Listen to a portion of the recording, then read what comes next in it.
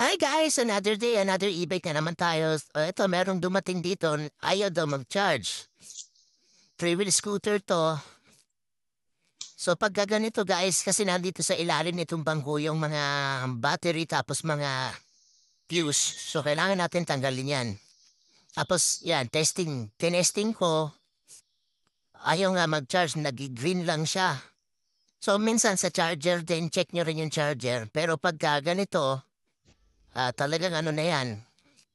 So yan, pag bukas namin, fuse talaga. And duda po talaga, fuse.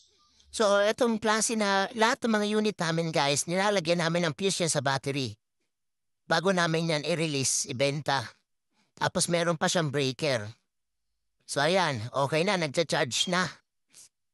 So ganun lang guys, kapag ayaw mag-charge or no power yung e-bike na nabili niyo sa amin, check nyo lang yung fuse. Kasi talaga ang fuse lang yan. Bago kasi sunugin ang kuryente yung battery nyo, dadaan mo na yan sa fuse. So fuse muna yung masusunog. So ito, okay na.